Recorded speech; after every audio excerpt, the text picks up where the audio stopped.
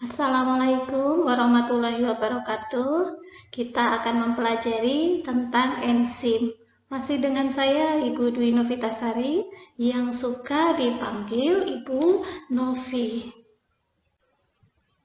Untuk pembelajaran kali ini, saya harapkan mahasiswa setelah mengikuti pembelajaran, mahasiswa akan mampu menjelaskan tentang sifat enzim itu bagaimana, kemudian klasifikasi enzim ya dari dulu hingga penamaan modern, tata nama enzim, kemudian struktur enzim, apa itu isoenzim, simogen, apoenzim, holoenzim, kemudian ada gugus prostetik, ada kofaktor, ada koenzim.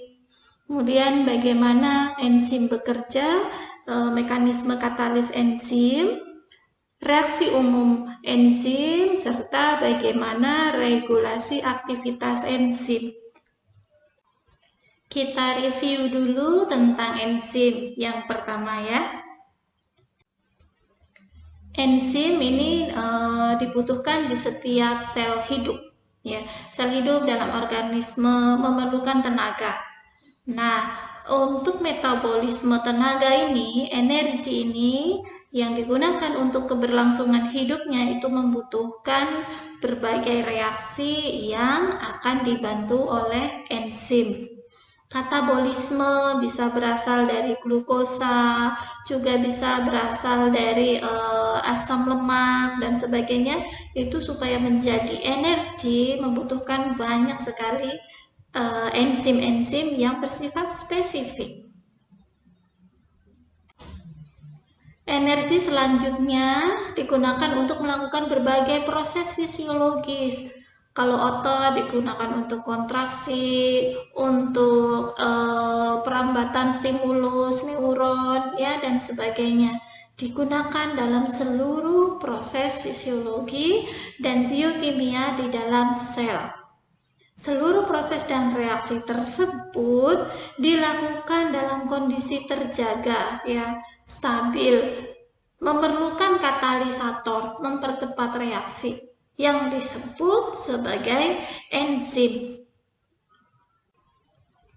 Kita belajar tentang sejarah penemuan enzim.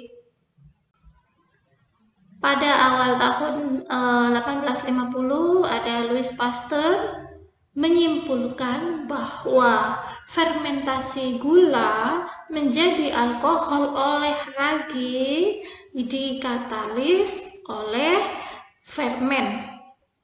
Yang pada berikutnya istilah fermen dari Louis Pasteur pada kemudian hari ini disebut sebagai enzim. Selanjutnya beberapa puluh tahun berikutnya ada Edward Buckner tahun 1897 ini berhasil mengekstrak ke dalam larutan suatu bentuk yang aktif dari sel ragi, yaitu serangkaian enzim yang mengkatalisis fermentasi ya pemecahan gula menjadi alkohol. Pada awal 1926 ditemukan enzim urease ya. Enzim urease dapat diisolasi, dapat diambil dan dikristalkan oleh James Sumner. Beliau juga menemukan bahwa semua enzim adalah protein. Ini statement yang luar biasa. Pada tahun tersebut Indonesia belum apa-apa ya. 1926 James Sumner mencetuskan ide gagasan bahwa seluruh enzim itu terbentuk dari protein. Memiliki berat molekul antara 12.000 sampai 1 juta Dalton. Selanjutnya, tahun 1930 ada John Northrop berhasil mengkristalkan ya, mengekstrak enzim pepsin dan tripsin. Ini enzim yang berperan pada proses metabolisme protein. Selanjutnya, setelah kita pelajari tentang sejarah penemuan enzim, kita akan belajar apa sih sebetulnya itu enzim. Tadi disebutkan ada mempercepat reaksi, ada katalisator, ada spesifik gitu ya. Mari kita pelajari bersama. So, enzim ini merupakan katalisator yang dapat mengubah laju reaksi dan dia tidak ikut bereaksi. Jadi nanti di akhir reaksi enzim tersebut akan kembali terbentuk. Maka itu disebut sebagai katalisator, mempercepat reaksi tanpa ikut bereaksi. Enzim merupakan biokatalisator yang dapat mempercepat jalannya reaksi atau laju reaksi dengan cara menurunkan energi aktivasi. Energi aktivasi ini adalah energi yang diperlukan untuk mengaktifkan suatu reaktan. Energi yang digunakan untuk mengaktifkan suatu reaktan sehingga dapat bereaksi. Ya, sehingga reaksi dapat terjadi, membentuk senyawa baru, senyawa yang lainnya. Enzim ini bersifat khas atau spesifik kerjanya dan aktivitasnya dapat diregulasi, dapat diatur. Pada umumnya enzim dibentuk dari protein, dari asam amino, dan sedikit yang berupa RNA atau disebut sebagai ribosim. Sebagai protein, enzim tentu berukuran sangat besar dibanding dengan molekul pada reaksi yang dikatalisisnya. Kita pelajari berikutnya tentang sifat-sifat enzim. Beberapa sudah disebutkan, kita pelajari kembali. Sifat enzim yang utama yaitu enzim adalah suatu protein. Struktur enzim ya tadi sebagian kecil saja berupa RNA atau ribosim. Sifat berikutnya, enzim itu khusus, spesifik. Dia hanya membantu reaksi pada substrat tertentu saja, spesifik ya. Jadi setiap reaksi memiliki enzim yang berbeda-beda. Tiap perubahan zat diperlukan suatu jenis enzim tertentu pula ya. Contoh, enzim katalase hanya digunakan untuk menguraikan hidrogen peroksida H2O2. Contoh lain, amilase hanya untuk mengkatalisis amilum menjadi glukosa. Jadi ada reaksi yang bersifat satu arah saja, ada juga yang bersifat bolak-balik dengan enzim yang sama. Sifat lainnya, enzim sebagai katalisator. Maknanya ya bahwa ketika tidak adanya enzim, suatu reaksi itu akan sangat sulit terjadi. Sementara dengan kehadiran enzim, maka kecepatannya itu bisa super cepat, meningkat sampai 10⁻⁷ kali apabila dilakukan tanpa enzim dibandingkan tanpa enzim. Contoh, enzim katalase yang mengandung ion besi Fe itu mampu menguraikan 5 juta molekul hidrogen peroksida per menit pada suhu 0 derajat. Sedangkan dibandingkan bila tanpa enzim katalase, maka reaksi ini bisa berlangsung selama 300 tahun. Katalisator ini meningkatkan kecepatan laju reaksi. Ya, di sini tampak energi aktivasi. Ya, yang biru ini reaksi tanpa menggunakan katalis, memerlukan energi aktivasi yang tinggi. Ya. Sedangkan energi dengan katalis menggunakan energi aktivasi yang lebih rendah. Yang biru ini tanpa enzim, sedangkan yang merah ini dengan enzim. Jadi akan mempercepat reaksi karena menurunkan menurunkan energi aktivasi, energi yang digunakan untuk memulai reaksi. Sifat enzim lainnya ya, ada yang bekerja bolak-balik. Tadi saya singgung, ada yang bekerja satu arah, ada pula yang bekerja bolak-balik. Contoh, ada enzim lipase. Ini dapat bekerja untuk mengkatalisis molekul lemak menjadi komponen penyusunnya ya, yaitu asam lemak dan gliserol. Ataupun sebaliknya, enzim lipase ini bisa menyusun asam lemak dari komponennya, menyusun kembali asam lemak dan gliserol menjadi lemak. Contoh lagi ada misal glukosa plus ATP akan menjadi glukosa 6-fosfat. Ya, ini reaksi pertama dari proses glikolisis. Enzim yang membantu adalah heksosakinase. Heksosakinase karena melibatkan ATP. Enzim ini hanya berjalan satu arah, tidak bisa membalikkan reaksi dari glukosa 6-fosfat menjadi glukosa plus ATP. Ya, jadi itu contoh yang bekerja hanya satu arah saja. Sifat yang lainnya, dia efisien.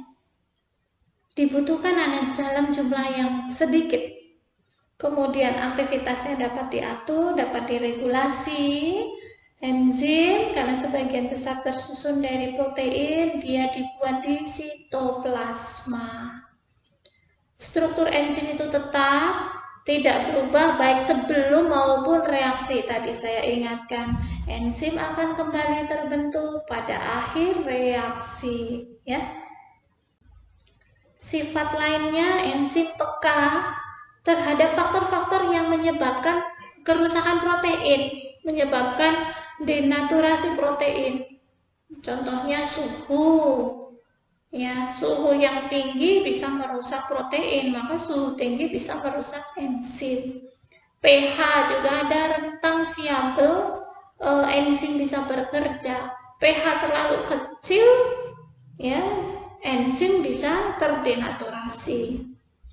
Kemudian enzim dapat menurunkan energi aktivasi. Memang begitu cara kerjanya enzim ya, menurunkan energi aktivasi dari suatu reaksi sehingga dia akan meningkatkan kecepatan reaksi.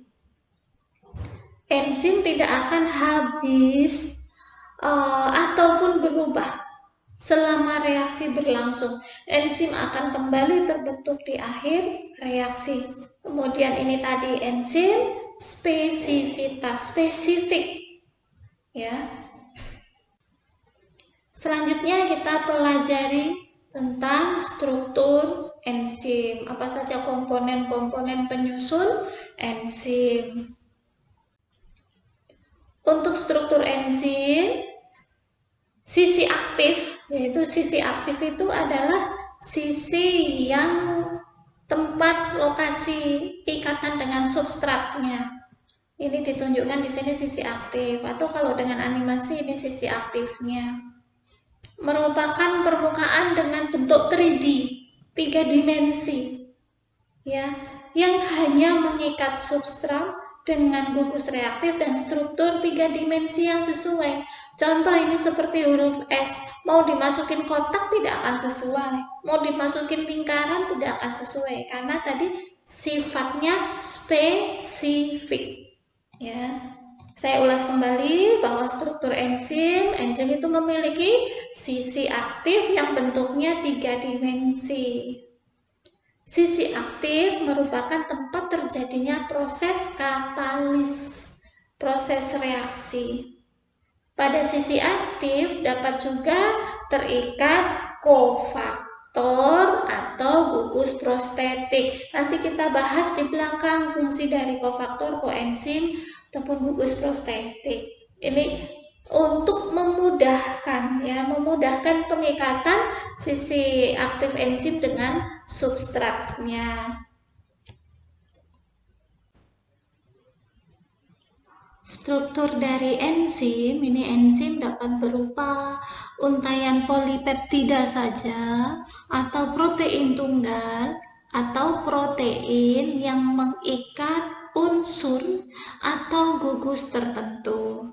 Tadi sudah saya singgung, ada koenzim, ada kofaktor. Nah, ini maksudnya ya. Jadi enzim ini mengikat unsur atau gugus tertentu. Ada kofaktor, ada koenzim. Kofaktor ini bagian enzim yang berupa unsur. Sedangkan koenzim adalah enzim yang berupa senyawa organik. Bagian dari enzim non-protein ya, yang non-protein berperan penting dalam proses reaksi katalis. Ini disebut sebagai gugus prostetik. Enzim yang memiliki gugus prostetik pun tidak akan bisa membantu reaksi tanpa bagian tersebut. Koenzim pada umumnya berupa senyawa kelompok vitamin larut air. Coba diingat lagi, vitamin larut air adalah vitamin B, kemudian C, ya. Kalau selain itu adalah vitamin-vitamin yang larut di dalam lemak. Selanjutnya ada istilah holoenzim. Holoenzim ini ya, maknanya adalah enzim yang strukturnya itu sempurna, aktif mengkatalisis bersama-sama dengan koenzim atau gugus logamnya. Ini disebut sebagai holoenzim. Holoenzim merujuk pada enzim dengan kofaktor. Nah, ini makna dari holoenzim. Ya, kita punya enzim, protein, apoenzim, kemudian kofaktornya. Nah, ini disebut sebagai holoenzim. Kofaktor ini ada molekul organik dan molekul anorganik. Yang organik ini disebut koenzim. Saya ulangi, holoenzim itu bagiannya adalah enzimnya sendiri dan kofaktor. Kofaktor ini bisa dibentuk dari molekul organik maupun molekul anorganik. Untuk molekul organik itu disebut sebagai koenzim. Contohnya tadi adalah vitamin yang larut dengan air. Ada flavin ya, flavin itu turunan dari vitamin B. Kemudian juga ada niacin yang paling sering, flavin, niacin. Ini merupakan turunan dari vitamin B. Selanjutnya untuk molekul anorganik itu ion logam. Contohnya Fe, mangan, dan lainnya. Ada istilah apoenzim. Apoenzim merujuk pada bagian protein ya, bagian protein dari holoenzim tanpa kofaktornya. Tadi kalau kita ingat ya, bagian holoenzim itu bagian kiri adalah apoenzim, bagian kanan adalah kofaktor ya. Ini maknanya apoenzim. Apabila dia tidak dengan kofaktornya, maka dia tidak bisa melakukan memulai reaksi. Dia tidak memiliki aktivitas biologis. Jadi apoenzim dan kofaktornya itu harus bertemu untuk menjadi holoenzim, sehingga bisa memulai aktivitas biologisnya membantu reaksi. Selanjutnya istilah kofaktor ya. Struktur enzim ada kofaktor. Beberapa enzim, tidak semua enzim ya. Beberapa enzim membutuhkan unit non-protein yang kecil. Ini disebut sebagai kofaktor. Tanpa adanya kofaktor, enzim tersebut tidak bisa melakukan aktivitas enzimatik.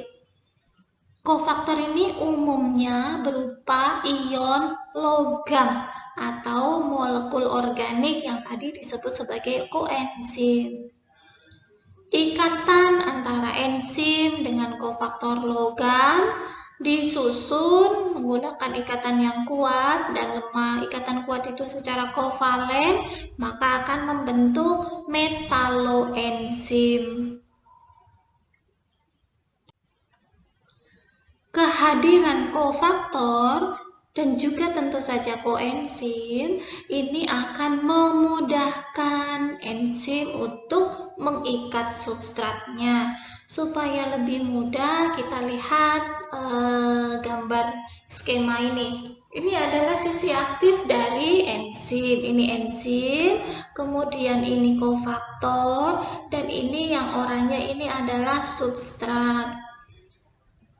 Sisi aktifnya ditempeli kofaktor maupun koenzim, maka dengan demikian akan memudahkan pengikatan. Ya, pengikatan sisi aktif dengan substrat yang spesifiknya. Kita lihat ada berapa jenis logam ya, berbagai jenis logam yang digunakan sebagai kofaktor dari beberapa enzim. Tadi di awal disebutkan ada Fe ya, ada mangan. Nah, Fe2+ dan Fe3+ ini pada enzim oksidase sitokrom. Kemudian pada enzim katalase dan enzim peroksidase. Oksidase sitokrom ini adalah enzim juga membutuhkan cuprum ya, kuprum, Cu2+. Oksidase sitokrom ini adalah enzim pada rantai respiratori yang nanti akan merubah ADP menjadi ATP. Kemudian Zn ini pada enzim polimerase DNA. Polimerase DNA, pemanjangan DNA. Kemudian pada enzim anhidrase karbonik dan juga dehidrogenase alkohol.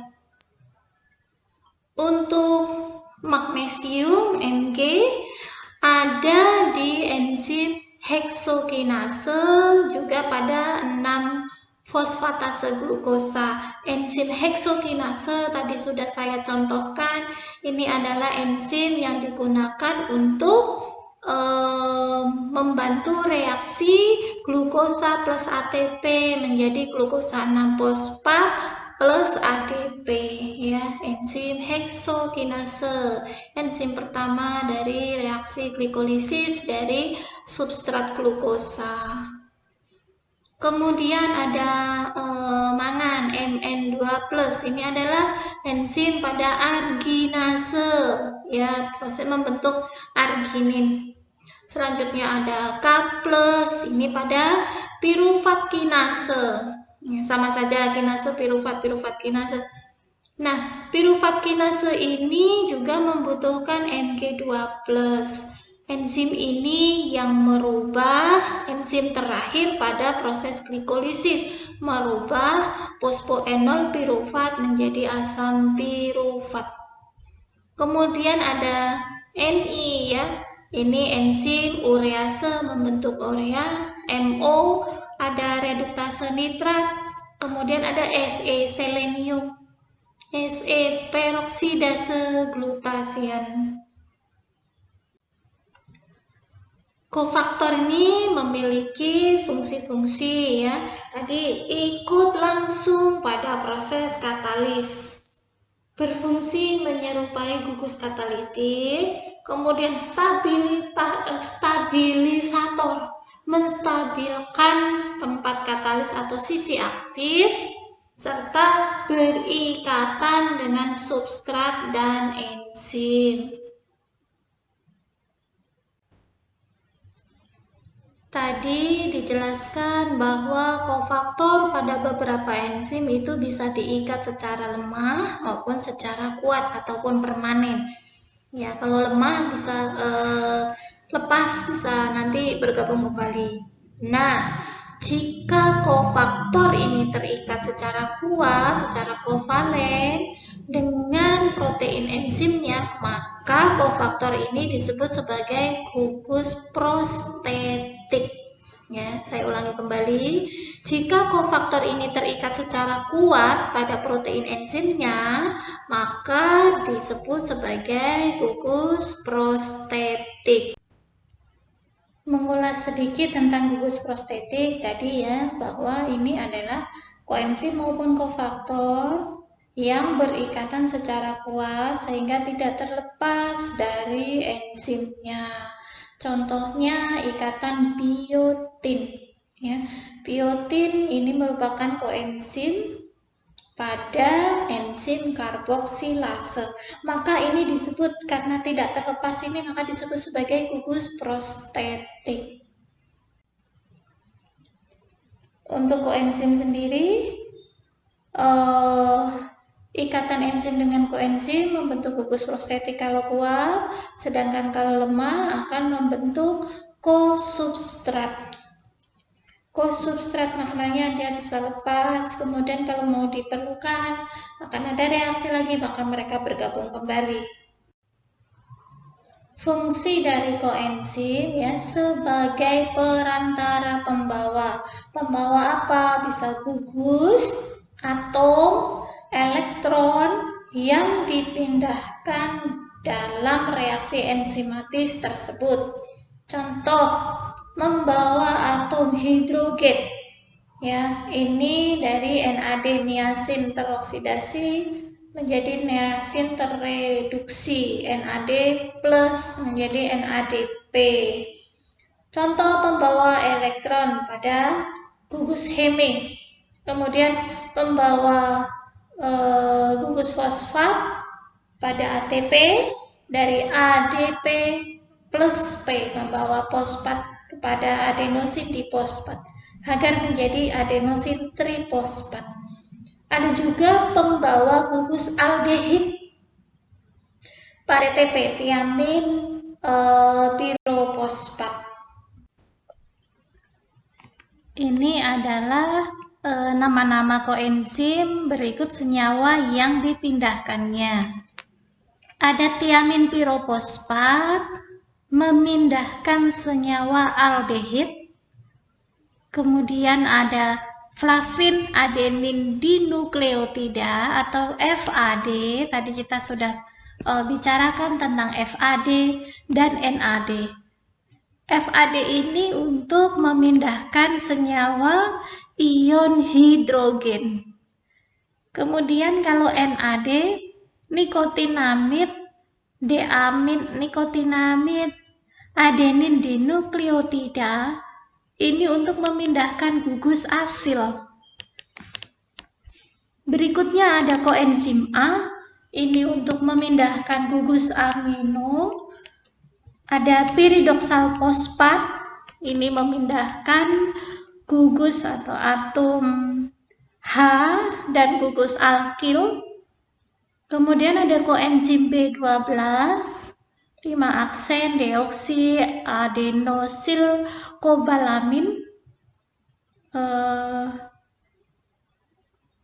Berikutnya ada biosiptin, memindahkan karbon dioksida serta tetrahidrofolat. Ini memindahkan gugus satu karbon lainnya. Mengingatkan kembali, tadi sebagian di awal juga sudah ada juga yang baru. Dari kofaktor ini, kofaktor ada yang logam dan ada yang organik. Kalau organik kita sebut sebagai koenzim. Ya, ada yang pertama tiamin pirofosfat. Tiamin pirofosfat ini ada di enzim pirufat dehidrogenase. Pirufat dehidrogenase ini merubah asam pirufat menjadi asetil-CoA. Kemudian ada FAD, flavin adenin nukleotida, pada enzim monoamin oksidase. Kemudian ada NAD pada laktat dehidrogenase. Laktat dehidrogenase ini untuk merubah pirufat menjadi asam laktat. Ketika tidak cukup oksigen, maka pirufat dirubah menjadi asam laktat. Kalau oksigennya cukup, pirufat akan dirubah menjadi asetil-CoA. Selanjutnya ada piridoksal fosfat. Ya, piridoksal fosfat ini pada enzim glikogen fosforilase. Kemudian ada koenzim A atau CoA. Ya, koenzim A pada contohnya pada enzim asetil-CoA karboksilase. Asetil-CoA karboksilase lupa saya. Ini enzim dalam proses nanti ke siklus Krebs. Selanjutnya ada biotin. Biotin pada pirufat karboksilase. Kemudian ada tetrahidrofolat pada enzim timidilat sintase. Untuk logam ya ada Zn, ada Mg magnesium, ada Ni, nikel, ada Mo, Se, selenium, kemudian ada Mn, ada K+, ya, ada karbonik anhidrase, heksokinase, kemudian ada urease, Mo pada nitrat reduktase, kemudian Se pada glutathione peroksidase, kemudian N pada superoksida dismutase, SOD ini ya. Kemudian K+ pada propionil CoA karboksilase pada proses gluconeogenesis. Rangkumannya macam-macam koenzim, ada tiamin, itu turunan dari B1, riboflavin, itu turunan dari B2, kemudian ada niacin atau nikotinamid, ada asam pantotenat, kemudian ada vitamin B6 atau piridoksin, asam folat, asam lipoat, kemudian ada biotin dan vitamin B12 cyanokobalamin tadi. Selanjutnya ada struktur proenzim atau zimogen. Proenzim atau zimogen ini maknanya apa? Ya, enzim yang dibentuk dan disekresikan dalam bentuk yang belum aktif. Jadi enzim ada yang tidak langsung aktif karena organ targetnya, tempat bekerjanya jauh. Maka dia disekresikan dalam bentuk proenzim atau zimogen. Tujuannya untuk melindungi organ tubuh. Kalau dia aktif sebelum di tempat kerja, maka akan rusak jalur yang dia lewati ya.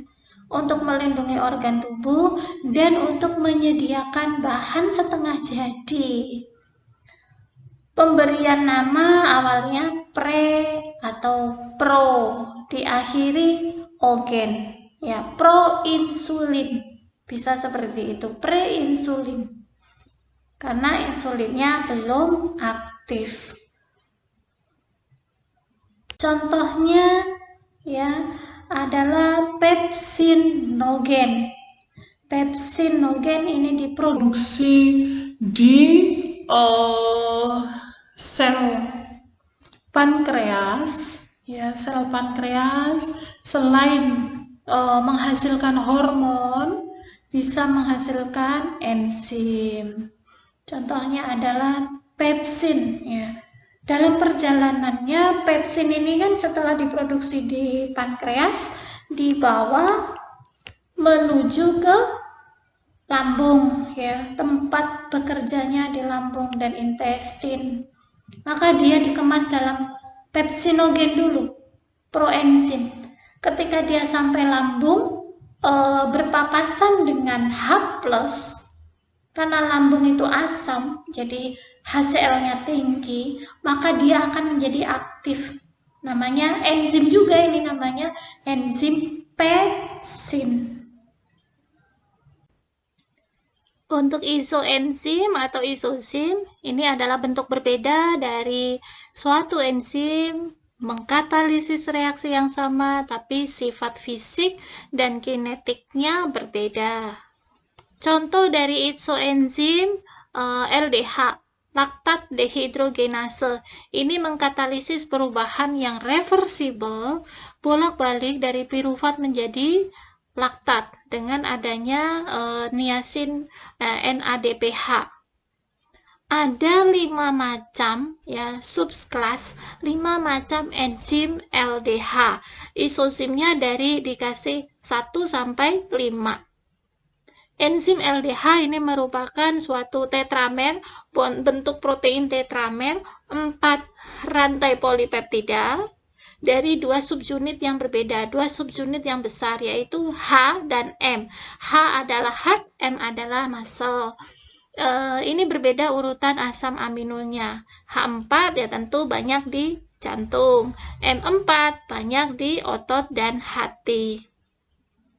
Kita rangkum kelebihan atau keutamaan enzim. Jadi, kelebihan atau keutamaan enzim ini sebagai katalis dibandingkan dengan katalisator sintetik lainnya, antara lain, enzim kita memiliki spesifitas yang tinggi. Enzim bekerja secara spesifik, tidak terbentuk produk samping yang tidak diinginkan. Jadi, bekerja dengan efisien, mempunyai produktivitas yang tinggi, serta produk akhir pada umumnya tidak terkontaminasi atau pure, sehingga mengurangi biaya purifikasi dan mengurangi efek kerusakan terhadap lingkungan. Berikutnya kita bahas sisi aktif. Sisi aktif enzim ini adalah yang berikatan dengan substratnya, yaitu bagian dari molekul enzim, tempat berikatannya dengan substrat untuk membentuk kompleks gabungan enzim dan substrat yang selanjutnya akan menjadi produk akhirnya. Sisi aktif enzim ini bentuknya 3 dimensi, 3D. Sering berupa lekukan, celah ya pada permukaan protein enzim. Tempat substrat bisa berikatan secara lemah dengan enzim. Substrat berikatan dengan sisi aktif dari enzim bisa berupa ikatan kimia yang lemah. Contohnya, ikatan interaksi elektrostatik, kemudian ikatan hidrogen, ikatan van der Waals, dan ikatan hidrofobik. Setelah berikatan dengan bagian sisi aktif enzim, maka substrat dan enzim atau kompleks menjadi kompleks enzim dan substrat. Kompleks ini selanjutnya terjadi proses katalis oleh enzim untuk membentuk produk akhirnya. Sekarang kita pelajari faktor-faktor yang mempengaruhi kerja atau kinerja dari enzim. Ada suhu. Kita ingat bahwa enzim mayoritas terbentuk dari protein, maka sangat terpengaruh dengan perubahan suhu. Kerja suatu enzim sangat dipengaruhi suhu di lingkungannya atau suhu di dalam tubuh. Setiap kenaikan suhu 10 derajat Celcius, kecepatan enzim bisa menjadi 2 kali lipatnya sampai batas suhu tertentu saja. Enzim dan protein pada umumnya dinonaktifkan ya karena terjadi denaturasi pada suhu yang tinggi. Enzim dalam tubuh manusia bisa bekerja efisien, ya, enzim di dalam tubuh kita bisa bekerja di efisien pada suhu tubuh, suhu 37 derajat Celcius. Suhu juga dapat meningkatkan laju reaksi enzimatis, tadi bisa meningkat sampai 10 kali kecepatan reaksinya, tetapi kalau terlalu tinggi juga akan terjadi denaturasi protein. Ketika suhu dinaikkan, gerakan partikel semakin cepat sehingga energi kinetiknya bertambah cepat. Suhu yang ekstrim terlalu tinggi, jauh dari suhu optimalnya, suhu optimum enzim tersebut bekerja, ini akan menyebabkan enzim rusak, terdenaturasi. Bila enzimnya rusak, maka bagian aktifnya juga akan terganggu, sehingga konsentrasi efektif enzim menjadi berkurang. Hal ini menyebabkan jelas laju reaksi enzimatis akan menurun. Ini diagram aktivitas enzim dengan suhu. Enzim aktivitasnya akan meningkat pada suhu optimalnya. Tetapi ketika suhunya semakin naik, maka aktivitas enzimnya juga akan turun. Karena bisa terjadi proses denaturasi. Ya, jadi suhu semakin naik, kalau ini suhu optimalnya, aktivitas enzim juga maksimal. Suhunya bertambah, bisa terjadi kerusakan enzim. Ya, aktivitas enzim akan menurun. Faktor yang lainnya yang mempengaruhi kerja enzim adalah pH, derajat keasaman. Semua enzim itu peka terhadap perubahan pH atau perubahan keasaman dan bersifat non-aktif pada lingkungan pH yang sangat rendah atau pH yang sangat tinggi. Jadi yang terlalu ekstrim, apakah pH-nya terlalu asam ataukah pH-nya terlalu basa.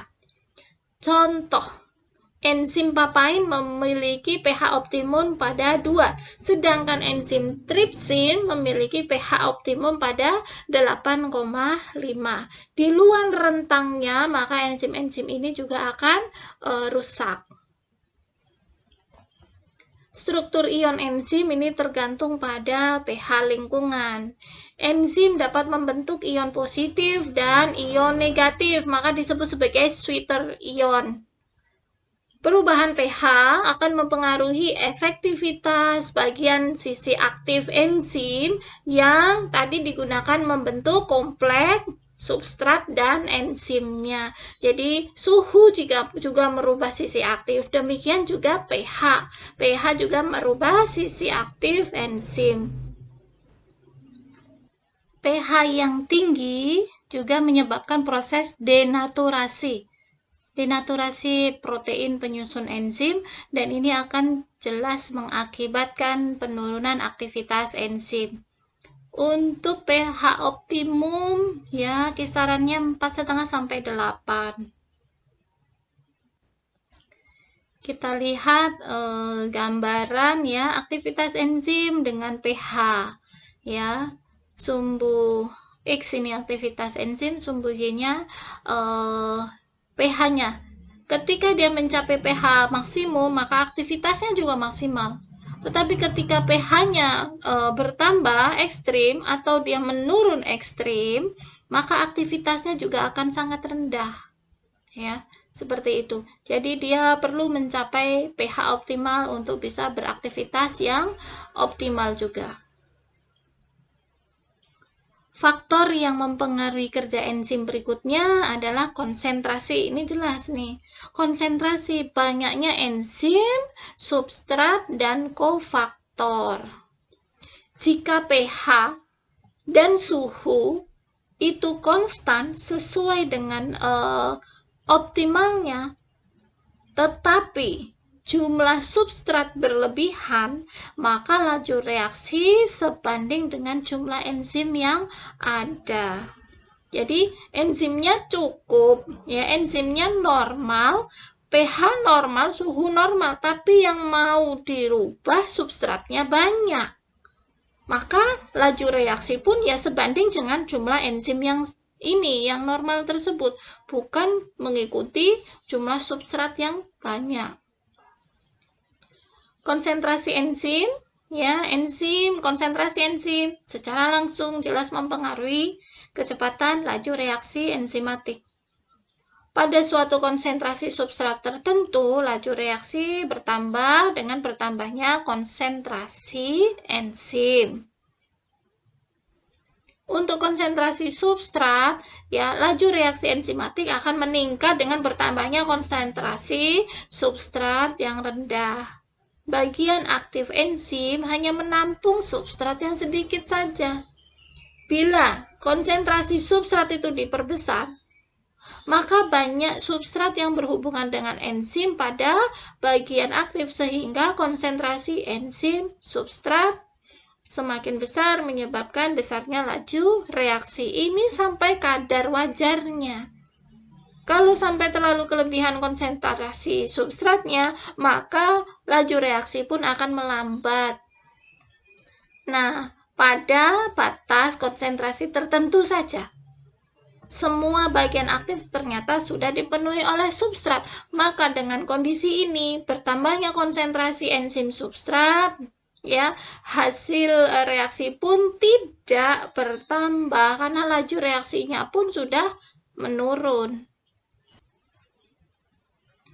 Ini hubungan konsentrasi substrat dengan laju reaksi. Ini laju reaksi, ini substratnya. Ketika substratnya bertambah banyak, enzimnya tidak bertambah banyak, ya, kecepatan maksimalnya akan konstan.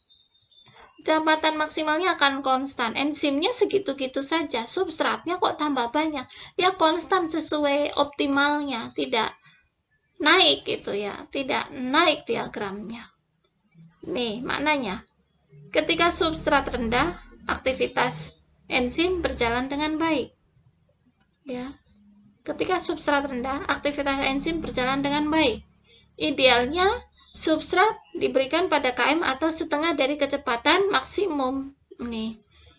Ketika enzim jenuh, enzimnya sudah segitu-gitu saja, tapi substratnya bertambah, ya, maka dia akan stuck, ya, stasioner. Dia akan tidak bertambah laju reaksinya, ya, sudah konstan segitu. Maka kalau dari diagramnya menjadi lurus rata saja, laju reaksinya segitu saja. Untuk faktor yang mempengaruhi kerja enzim ada inhibitor. Inhibitor ini digolongkan menjadi dua jenis utama, yaitu ada yang inhibitor irreversible, tidak dapat balik reaksinya, dan juga yang reversible, berarti dapat balik reaksinya. Inhibitor ini merupakan molekul atau ion yang menghambat reaksi enzimatik. Inhibitor dapat menyerang sisi aktif enzim sehingga enzim tidak dapat berikatan dengan substrat. Untuk inhibitor irreversible, ini adalah golongan yang bereaksi dengan atau merusak suatu gugus fungsional pada molekul enzim yang penting bagi aktivitas katalitiknya, yang penting pada sisi aktifnya. Contohnya adalah senyawa DFP, diisoprofil fluorofosfat. Ini akan menghambat enzim asetilkolinesterase. Untuk inhibitor reversible, ini penghambat enzim yang dapat balik. Digolongkan jadi dua jenis, yaitu zat penghambat yang bersaingan atau kompetitif dan yang satunya tidak kompetitif. Untuk inhibitor yang sifatnya kompetitif, jadi dia kompetisi dengan substratnya. Ini yang pertama diagram yang wajar, ada substrat, enzim, mereka bersatu akan membentuk kompleks enzim dan substrat. Nah, kemudian hadir inhibitornya, hadir kompetitornya. Ya, dia menyerupai dengan substrat sehingga dia bisa menempel pada enzim. Akibatnya substratnya tidak bisa menempel pada enzim karena sudah ditempeli oleh kompetitornya. Jenis penghambatan kompetitif ini penghambatan pada dehidrogenase suksinat oleh anion malonat dan oksaloasetat. Ini pada proses siklus Krebs. Yang kedua, inhibitor yang non-kompetitif. Ya. Inhibitor non-kompetitif ini ada substrat, kemudian ini ada enzim, dan inhibitor non-kompetitif. Inhibitor non-kompetitif ya bisa merubah bentuk dari enzim, terjadi konformasi enzim sehingga enzim ini bersifat inaktif, tidak bisa membentuk kompleks substrat. Ya, jadi inhibitor non-kompetitif dapat menempel pada enzim, pada sisi regulasi enzim, sisi aktif enzim, sehingga merubah konformasi bentuk ya, merubah bentuk molekul enzim. Akibatnya enzimnya tidak aktif, jelas substrat tidak bisa bereaksi dengan enzim. Kemudian ada kofaktor logam. Ya, kofaktor adalah suatu faktor yang membantu aktivitas dari enzim. Ikatan antara kofaktor dengan enzim dapat sangat kuat, ada juga yang tidak kuat ataupun lemah. Kemudian kehadiran pelarut organik. Penggunaan pelarut dalam reaksi enzimatik ini memberikan keuntungan antara lain. Kelarutan substrat organik dan enzim menjadi lebih tinggi dibandingkan dengan air, serta meningkatkan kestabilan enzim dengan pelarutnya. Kita belajar tentang cara penamaan enzim. Dari tahun dulu dengan sekarang berbeda cara penamaannya, jadi lebih terstruktur yang sekarang. Pada awalnya tidak ada aturan baku penulisannya, terserah penemunya mau memberikan nama apa. Contoh pepsin dari kata pepsis artinya pencernaan, ini merupakan bahasa Yunani. Tialin dari kata petualon yang artinya air liur. Tripsin dari trupsis yang artinya melunakkan. Papain itu dari getah pepaya. Ini adalah nama enzim-enzim yang ditemukan dari zaman dulu sebelum ada penamaan modern, nomenklatur yang modern. Terserah penemunya, pepsin, petialin, tripsin, papain, nggak ada aturan penamaan. Kemudian ada aturan berdasarkan substrat tambah ase. Substratnya amilum tambah ase menjadi amilase. Substratnya laktosa tambah ase menjadi laktase. Substratnya maltosa tambah ase menjadi maltase. Tapi ini pun ada kelemahannya ya. Bila ada dua enzim dari sumber yang berlainan yang mengoksidasi substrat sama tapi dalam dua reaksi yang berbeda. Contoh, glukosa plus oksigen, 1 glukosa plus NADP plus. Ya, kalau glukosa plus oksigen, hasilnya adalah gluconolakton serta hidrogen peroksida. Kalau yang satunya glukosa plus NADP, hasilnya adalah gluconolakton dan NADPH plus H+. Nah, yang satu pada Aspergillus, pada jamur, yang satu pada mamalia, kita bisa ini ya, pada proses metabolisme anaerob. Nah, kalau kita lihat hanya dari substratnya, sama substratnya glukosa, tinggal tambah ase, maka enzimnya menjadi glukase semua. Padahal reaksinya berbeda, ya. Substratnya yang satu ditambah dengan oksigen, substrat yang berikutnya glukosa, yang satu ditambah NADPH. Hasil akhirnya pun berbeda. Ya, jadi ini salah satu kelemahannya. Substrat berbeda, reaksi berbeda. Substratnya sama tapi reaksi berbeda. Apakah enzimnya akan sama? Maka akan ada perubahan-perubahan cara penanam enzim lebih lanjut. Yang lainnya contohnya berdasar jenis ikatan kimia substrat. Jenis ikatan kimia substrat tambah ase. Ya. Kerja enzim terhadap ikatan peptida maka disebut peptidase. Terhadap ikatan ester maka esterase. Ada kelemahannya. Tidak menjelaskan apakah ikatan kimia yang menjadi dasar penggunaan tersebut dibentuk atau dipecah. Ya, contoh lainnya fosfatase. Apakah ini awalan? Apakah apakah ini yang dimiliki substrat, apakah ini yang menjadi produk akhir dari ikatan fosfat, ikatan glukosida, ikatan fosfatase seperti sulfat ya. Seperti itu. Ini pun juga ada kelemahannya. Kemudian pernah ada penamaan berdasarkan jenis reaksi tambah ase. Jenis reaksinya mentransfer gugus, memindahkan gugus, maka disebut transferase.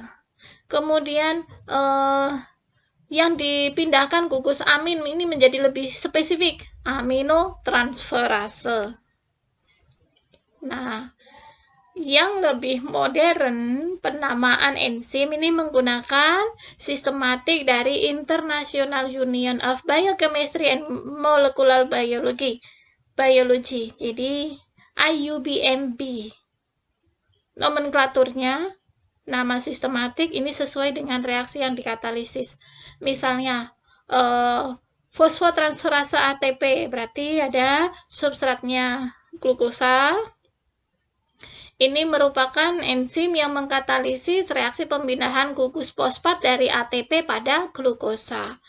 Fosfotransferase, ya. Jadi mentransferkan fosfat yang dimiliki ATP kepada glukosa. Kemudian ada kode numerik.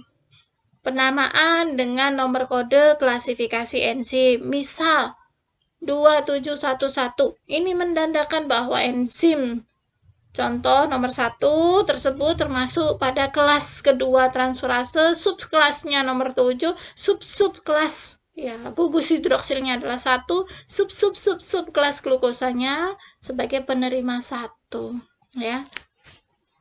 Supaya tidak salah penamaan enzim, tidak terjadi duplikasi lagi.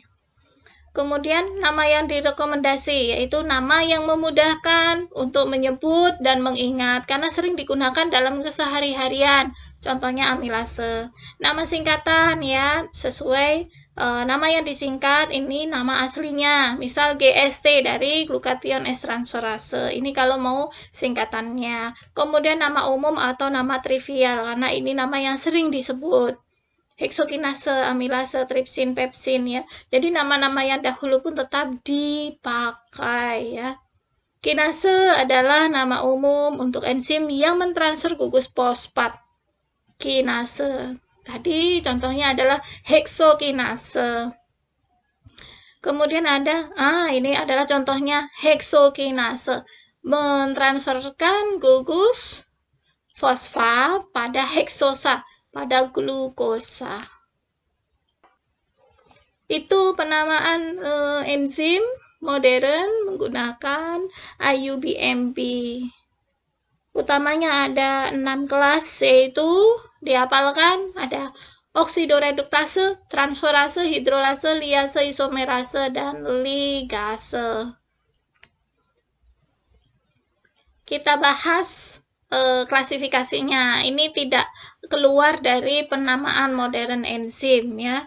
Tadi ada oksidoreduktase, kemudian liase, ligase, dan sebagainya.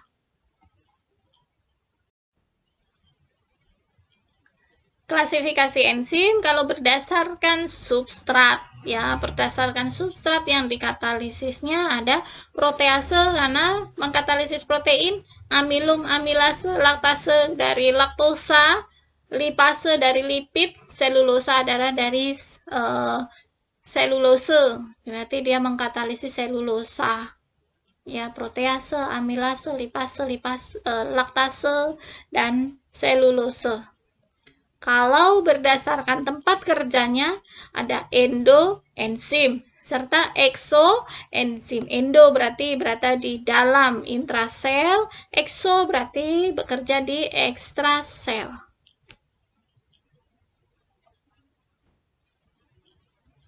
Untuk di awal penemuan ya, penggolongan enzim pada awal penemuan tidak dinamakan, tidak berdasarkan pada nama substratnya tadi yang terserah, tripsin, renin, pepsin ya. Sekarang telah dinamakan dengan menambahkan gugus akhiran ase Ya, hidrolisis urea, urease. Kemudian amilum, amilase. Ya, tadi sudah kita pelajari, saya mengingatkan kembali. Nah, klasifikasi enzim secara internasional, maka ada 6. Ya, 6 klasifikasi: oksido, reduktase, transferase, hidrolase, liase, isomerase, ligase. Kalau saya dulu zaman masih kuliah menghafalkannya OTH, li. O, oksido reduktase, T, transferase, H, hidrolase, OTH, li adalah liase dan isomerase, satu lagi adalah ligase. Kemudian kalau oksidoreduktase ini untuk transfer elektron, contohnya alkohol dehidrogenase. Transferase, transfer gugus fungsional, contohnya tadi fosfat ya. Contoh enzimnya heksokinase. Hidrolase, reaksi hidrolisis, contohnya adalah tripsin. Liase, pemutusan ikatan C, karbon dengan karbon, karbon dengan oksigen, karbon dengan nitrogen, ataupun membentuk ikatan rangkap. Contohnya adalah pirufat dekarboksilase. Kemudian isomerase, memindahkan gugus molekul membentuk isomernya. Contohnya maleat isomerase, ataupun isomerase ini merubah glukosa menjadi fruktosa juga bisa. Kemudian ada ligase itu atau disebut sintetase, ya, pembentukan ikatan. Contohnya adalah pirufat karboksilase. Kita bahas satu persatu. Ada O yang pertama, oksidoreduktase. Dibagi menjadi 2 bagian, yaitu dehidrogenase dan oksidase. Dehidrogenase ini bekerja pada reaksi dehidrogenasi, yaitu pengambilan ion hidrogen. Pengambilan ion hidrogen dari suatu senyawa. Sedangkan oksidase ini bekerja sebagai katalis pada reaksi pengambilan hidrogen dari suatu substrat. Oke, ini diperjelas apa bedanya dehidrogenase dengan oksidase, walaupun sama-sama mengambil ion hidrogen. Kalau dehidrogenase, ya, ini pengambilan atom hidrogennya dari pendonor. Contoh, alkohol plus NAD oleh enzim alkohol dehidrogenase menjadi aldehid plus, alkohol diambil hidrogennya 2, ditempelkan pada niasin, menjadi NADH plus H plus yang bebas, ion hidrogen bebas. Sedangkan oksidase ini mengkatalisis pengambilan hidrogen, ya, dari akseptor hidrogen, yaitu oksigen. Glukosa plus O2 akan menjadi asam glukonat. Hanya diberikan H yang dimiliki oleh glukosa diberikan O kepada oksigen. Menjadi H2O2, hidrogen peroksida. Paham ya? Berikutnya ada klasifikasi enzim yang kedua. Setelah O ada T, O, TH, lili. Ingat ya. T itu adalah transferase. Enzim golongan ini bekerja sebagai katalis pada reaksi pemindahan gugus. Pemindahan suatu gugus dari suatu senyawa pada senyawa yang lainnya. Contoh, enzim golongan ini adalah metil transferase, berarti memindahkan gugus metil. Hidroksimetil transferase, memindahkan gugus hidroksimetil. Karboksil transferase, memindah gugus karboksil. Kemudian asil transferase, memindahkan gugus asil. Serta amino transferase, memindahkan gugus amin. Yang berikutnya, klasifikasi yang ketiga, OTH, hanya adalah hidrolase. Enzim golongan ini bekerja sebagai katalis pada reaksi hidrolisis. Beberapa contoh ialah lipase, fosfatase, amilase, pepsin, tripsin, dan kemotripsin. Ya.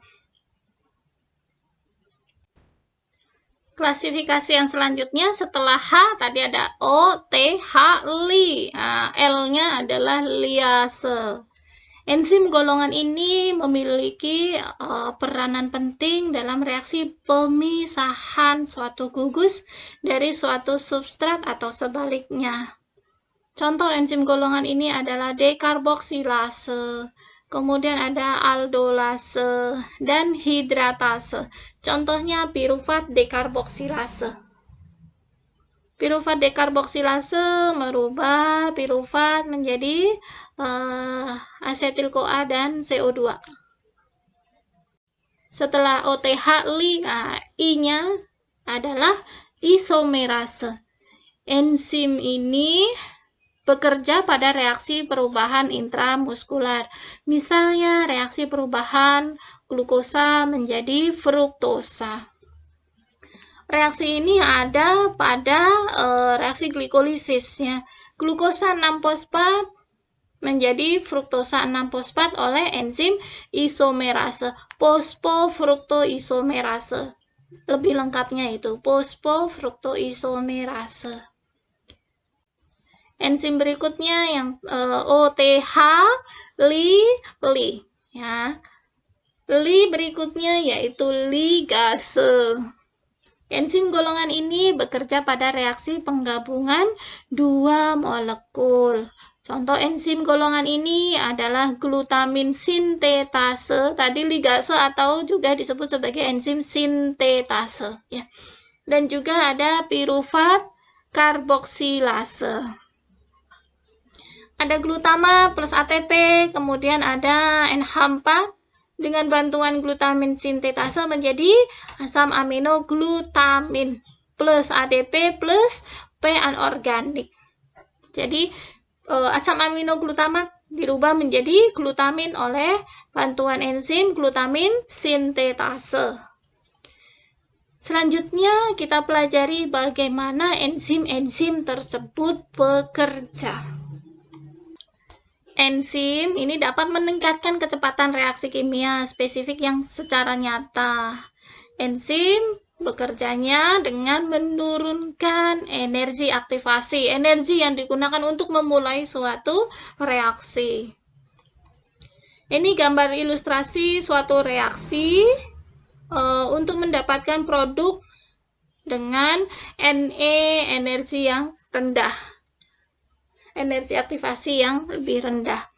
Ini starting ya, starting pointnya di sini, sedangkan energi levelnya tinggi. Nah, kalau tanpa energi, maka reaksi ini harus didorong dengan kuat untuk menghasilkan produknya.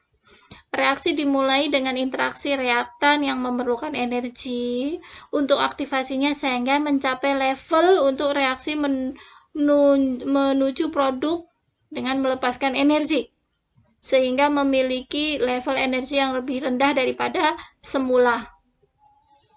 Enzim bekerja dengan mengikat reaktan atau substrat yang menyebabkan berada pada posisi atau orientasi yang diinginkan dengan energi yang lebih rendah. Yang tadinya energi aktivasinya sekian misalnya, dengan enzim energi aktivasinya akan diturunkan sehingga akan mempercepat reaksi.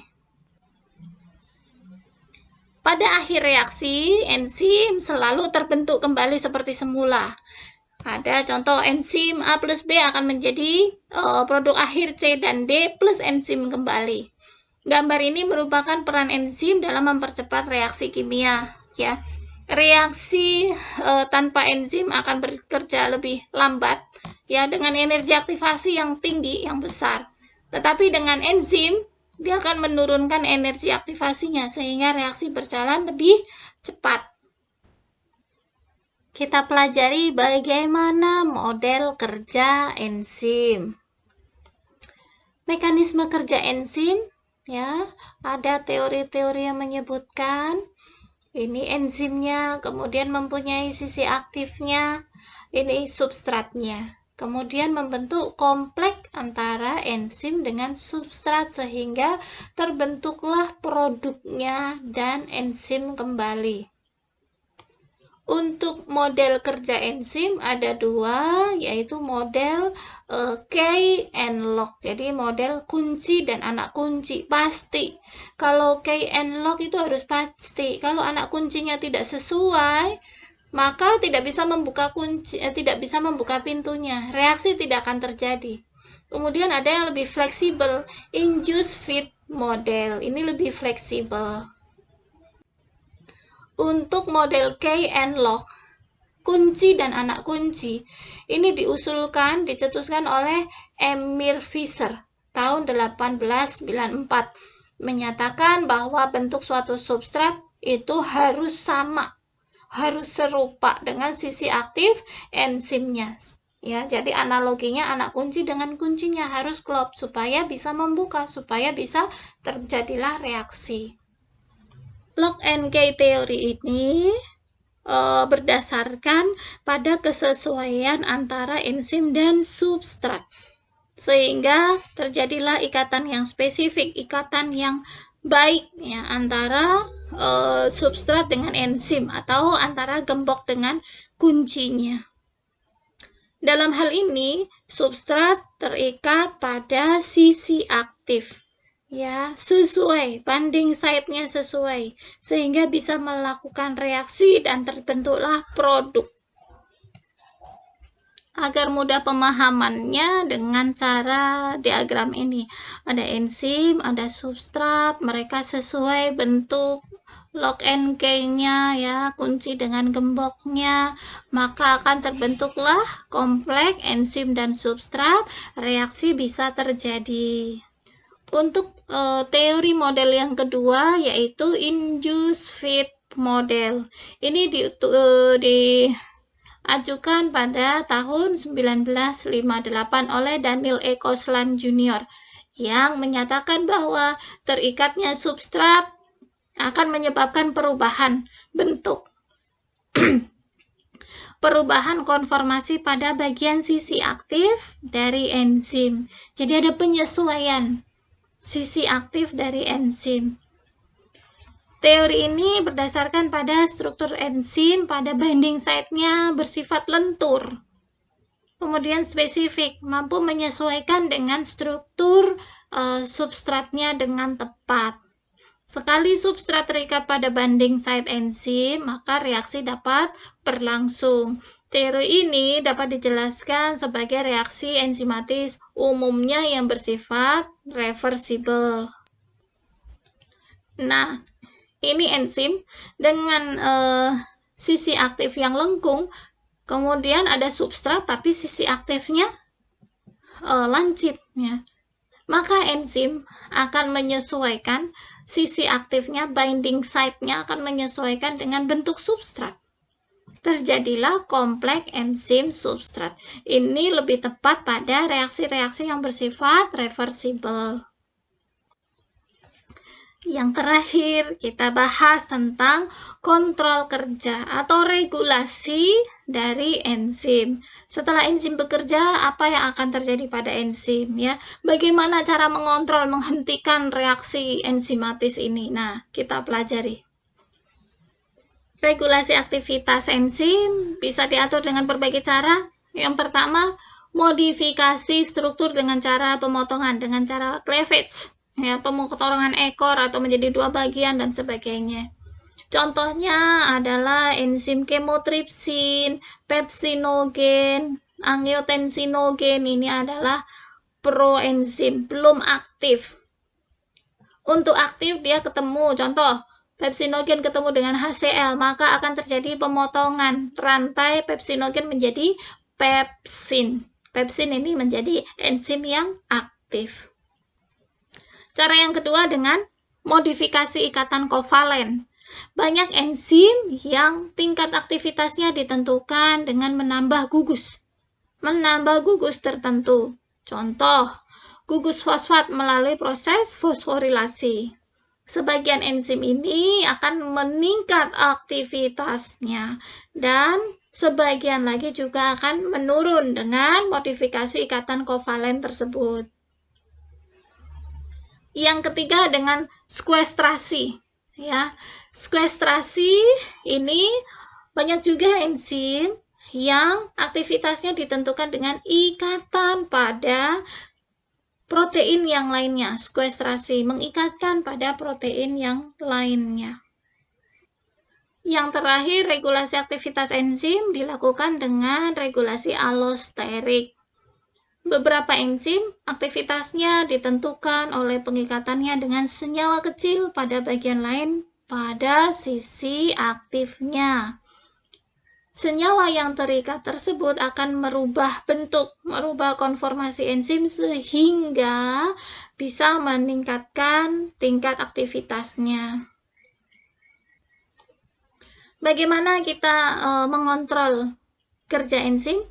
Pada umumnya, pengontrolan jalur metabolisme biasanya terjadi ketika enzim pertama pada jalur metabolisme tersebut dihambat kerjanya dari produk akhir dari jalur metabolisme. Penghambatan ini biasanya disebut sebagai feedback inhibisi.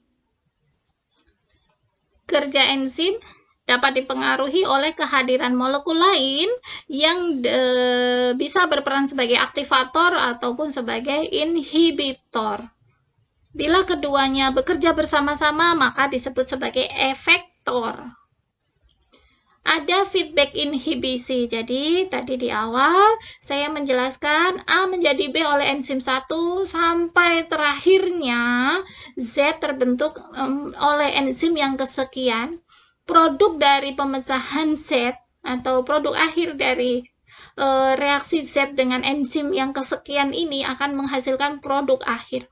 Produk inilah yang menghambat enzim 1. Contohnya, pada proses sintesis kolesterol, HMG-CoA reduktase akan dihambat oleh produk akhir. Kolesterol sudah terbentuk ya, HMG-CoA reduktase yang dia merupakan enzim awal akan diinhibisi, akan dihambat. Itu yang disebut sebagai feedback inhibisi. Bahwa enzim di awal dihambat oleh produk akhirnya. Banyak jalur metabolisme dalam tubuh organisme berbentuk bercabang, tidak lurus ya. Maksudnya tidak satu jalur reaksinya selesai, bisa bercabang-cabang. Sehingga proses feedback inhibisi yang terjadi dapat berlangsung di beberapa lokasi dari enzim-enzim kuncinya. Mekanisme penghambatan ini, karena proses bercabangnya reaksi ini, maka disebut sebagai sequential feedback inhibisi. Terakhir, tentang kegunaan-kegunaan lain enzim selain dia mempercepat reaksi, banyak juga enzim yang digunakan sebagai diagnostik penyakit. Ada enzim AST/ALT, enzim aspartat aminotransferase, pembentukan aspartat dan pembentukan alanin ya. Atau kalau orang fisiologi di rumah sakit seringnya disebut sebagai SGOT dan SGPT. Ini dua-duanya adalah enzim. Bisa digunakan untuk mendiagnostik. Kalau SGOT untuk mendiagnosis kerusakan miokardial, kerusakan jantung, kematian otot jantung, myocardial infarction. SGPT bisa mendiagnosis hepatitis karena virus. Kemudian amilase serum yang meningkat, ini mendiagnosis pankreatitis akut, seruloplasmin meningkat, mendiagnosis Wilson disease, kemudian kreatinin kinase CK ya. CK ini juga mendiagnosis adanya kerusakan muscle, kadang di atlet gitu ya, atlet pebulu tangkis, perenang, pelari, rusak ototnya ya, kerusakan otot, CK-nya meningkat. Atau juga ini, kematian otot jantung, myocardial infarction juga bisa dicek CK-nya. Ada glutamin transpeptidase, ini untuk diagnosis penyakit hepar ya. Kemudian ada LDH. LDH juga marker atau enzim yang digunakan untuk mendiagnosis myocardial infarction. Tergantung ininya ya, timingnya, kapan diperiksa LDH, kapan diperiksa CK, atau kapan diperiksa AST atau SGPT-nya. Tergantung durasi waktu dari serangan pertamanya.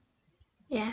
Kemudian enzim lipase ini juga bisa mengindikasikan pankreatitis akut. Fosfatase mendiagnosis adanya karsinoma pada prostat. Kemudian ada fosfatase alkalin, ini mengindikasikan adanya berbagai penyakit di tulang. Demikian saja dari saya, semoga bermanfaat. Silakan diulang-ulang untuk mempelajari materinya. Kalau ada ilmu yang salah saya mohon maaf. Wassalamualaikum warahmatullahi wabarakatuh.